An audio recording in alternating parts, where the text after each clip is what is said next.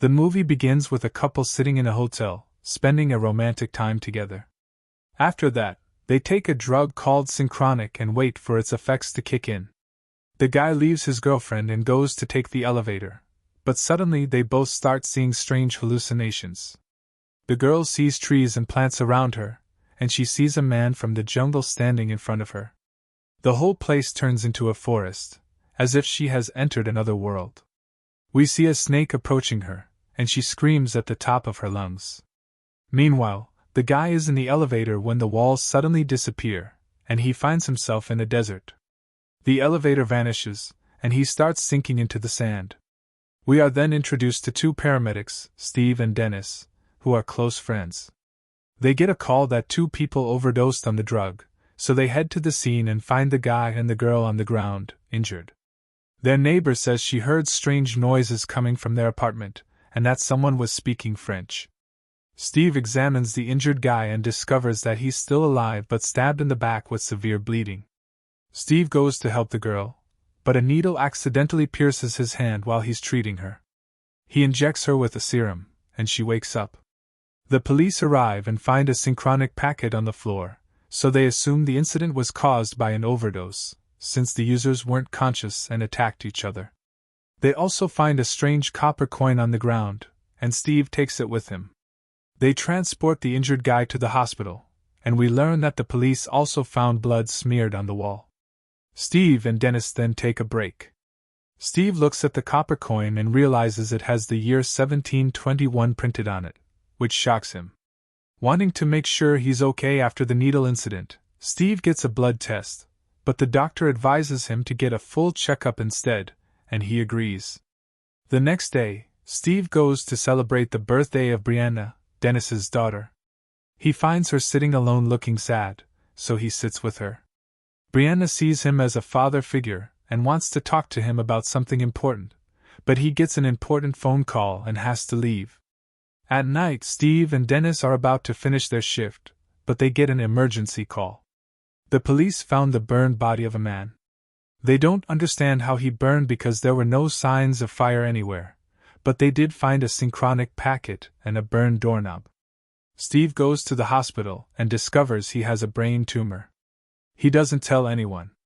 He returns to work with Dennis, and they arrive at the hotel where the couple was staying. They find the girl with a snake bite and shock written all over her face, repeating her boyfriend's name over and over. They also find synchronic next to her. The hotel employee tells them he searched everywhere for the snake but didn't find anything, and that from the bite mark, he realized the snake species had gone extinct years ago. Steve finds a bag on the floor with the name of the store where the drugs were bought.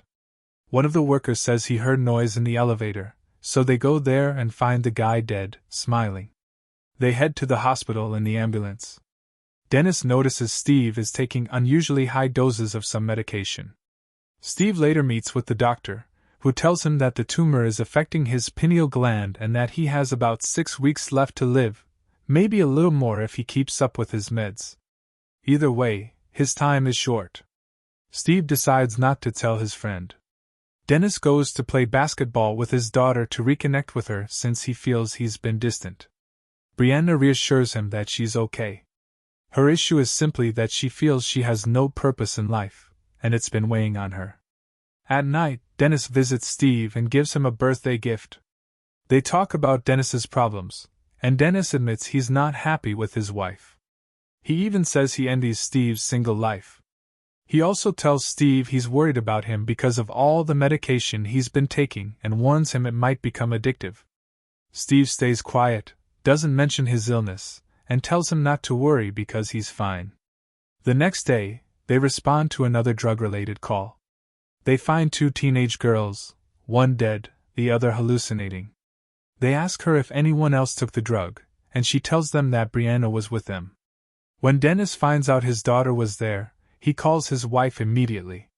She tells him Brianna still hasn't come home. Steve goes to the store selling the drug and buys the whole stock.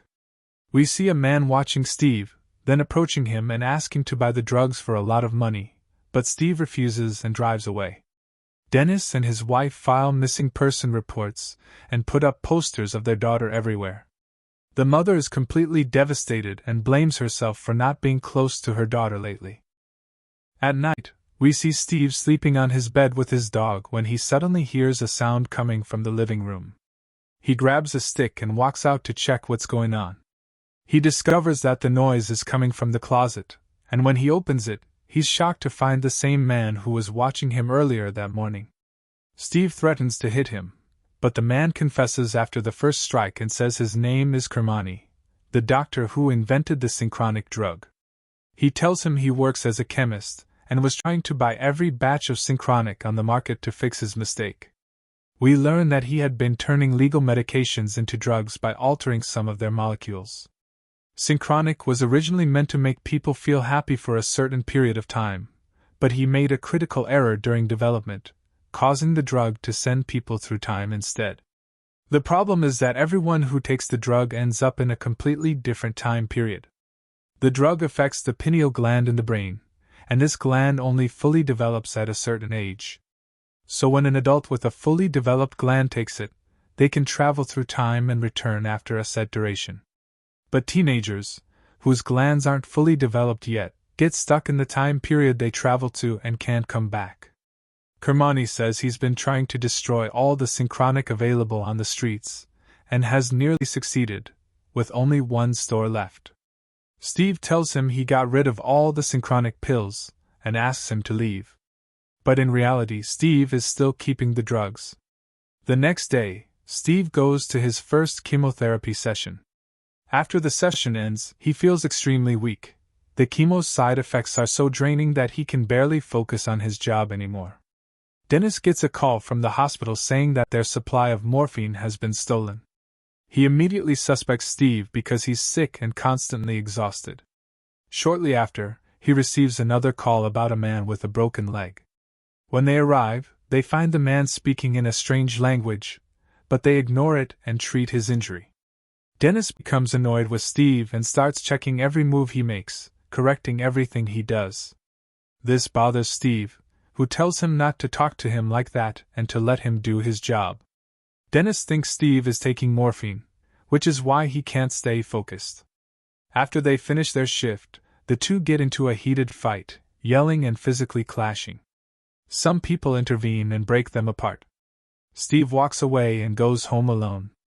That night, Steve sits sadly, looking at the coin he found at the crime scene, and decides to try the drug.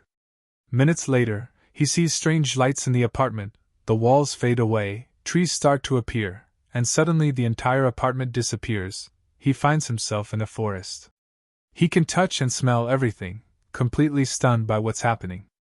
He sees a man in the distance praying while following him, then spots a crocodile right in front of him. Suddenly, Steve begins to fade.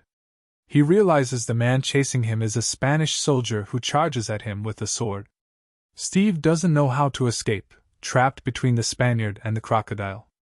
But right before the soldier kills him, Steve snaps back into his apartment instantly.